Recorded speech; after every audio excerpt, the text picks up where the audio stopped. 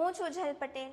આજે હું તમારા સમક્ષ એક એવી અત્યંત ગંભીર મુદ્દા પર વાત કરવા આવી છું જે ભાવનગરના બગદાણા ગામમાં બનેલી તાજી ઘટના સાથે સંબંધિત છે।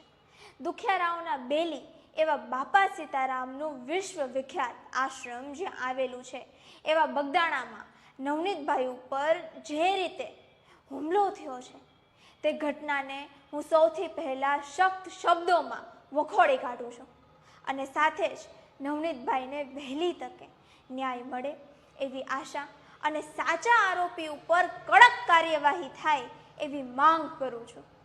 સાથે જ આ ઘટનામાં પોલીસ અધિકારીઓની કામગીરી પર પણ હું ગંભીર સવાલો કરું છું। મારા શબ્દોમાં આજે આક્રોશ છે કારણ કે હું જોઈ રહી છું કે કાયદાના રક્ષકો જ આરોપીને છાવરી રહ્યા છે અને સાચા અને નબળા લોકોને દબાવવામાં આવી રહ્યા છે। આજે હું સ્પષ્ટ રીતે ભાવનગરના એસપી નીતિશ પાંડે અને તેમની નીચે કામ કરતા પોલીસ અધિકારીઓની કામગીરી પર સવાલ ઉઠાવવા માંગુ છું। સૌથી પહેલા તો આપણે એસપી નીતિશ પાંડે છે કોણ એની પર એક નજર રાખીએ તો 1/10/2020 રોજ નીતિશ પાંડેની જામનગરમાં ડેપ્યુટી ડીએસપી તરીકે નિમણૂક કરવામાં આવી હતી।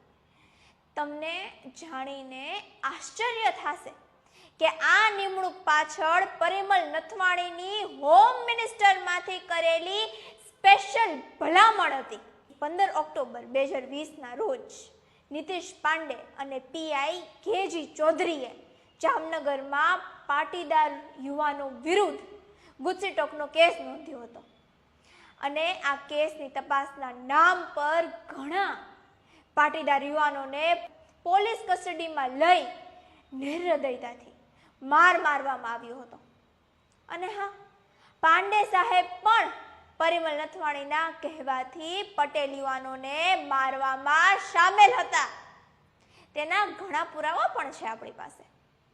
તે વખતે પાંડે સાહેબ મીડિયામાં મોટા નિવેદનો આપતા હતા કે આ ગુસ્સીટોકનો મુખ્ય આરોપી જયેશ પટેલ છે, પણ જ્યારે લંડનની કોર્ટમાં જયેશ પટેલ પર પ્રત્યાર્પણનો કેસ ચાલુ થયો ત્યારે ભારત સરકારે લંડનની કોર્ટમાં કહ્યું કે જયેશ પટેલ પર ગુસ્સીટોકનો કોઈ જ કેસ નથી।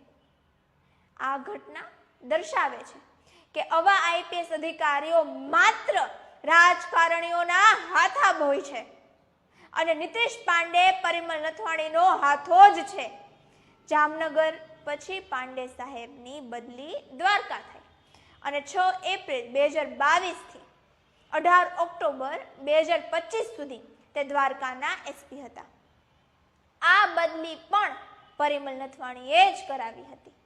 આ નીતિશ પાંડે સાહેબને ભારતના હોમ મિનિસ્ટર એટલે અમિત શાહે મેડલ આપ્યું હતું તો કે શેના માટે? જામનગરમાં પટેલ યુવાનોને મારવા માટે। વિચાર કરો, નિર્દોષ યુવાનોને મારવા બદલ મેડલ। હવે નીતિશ પાંડે ભાવનગરના એસપી છે।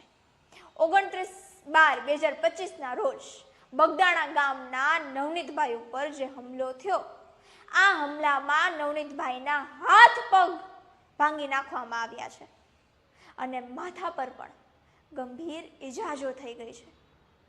નવનીતભાઈએ બગોદરાના પોલીસ સ્ટેશનમાં ફરિયાદ નોંધાવી હતી જેમાં તેમને સ્પષ્ટ શબ્દોમાં લખાવ્યું હતું કે મારા ઉપર હુમલો કરાવનાર જયરાજભાઈ માયાભાઈ આહિર છે, તેનું નામ એફઆઈઆરમાં લખો।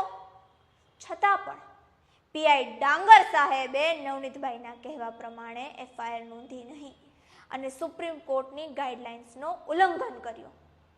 શેના માટે? કારણ કે આરોપી જયરાજભાઈ માયાભાઈ આહિર પરિમલ નથવાણીના અંગત મિત્ર છે અને આઈપીએસ નીતિશ પાંડે પણ તેમનો અંગત મિત્ર છે। આવા મિત્રોનું નામ એફઆઈઆરમાં લખાય?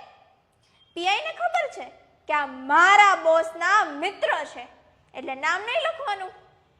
એસપી નીતિશ પાંડેની કોઈ ઓકાત નથી કે એ કાયદાનું રક્ષણ કરે નીતિશ પાંડે એટલે ભ્રષ્ટાચારનો અડ્ડો જામનગરમાં હતા ત્યારે દારૂ જુગાર ખુલ્લે આમ ચાલતું હતું. દ્વારકામાં પણ દારૂ જુગાર ખુલ્લે આમ ચાલતું અને હવે ભાવનગરમાં પણ આમ જ ચાલે છે. નીતિશ પાંડે ભ્રષ્ટાચારમાં નંબર 1 છે. તેને ભ્રષ્ટાચારનો મોટો મેડલ આપવામાં આવવો જોઈએ. આવતા દિવસોમાં તેમને બીજી મેડલ પણ મળશે. નવનીતબાઈની એફઆઈઆરમાં જયરાજભાઈ માયાભાઈ આહિરને આરોપી ના બનાવવા બદલ વિચાર તો કરો મિત્રો. આરોપી બનાવવા માટે પણ મેડલ મળે અને આરોપી ના બનાવવા માટે પણ મળે. હવે આ નીતિશ પાંડેની નીચે કામ કરતા ડીવાયએસપી રીમાબા ઝાલા શું કહે છે?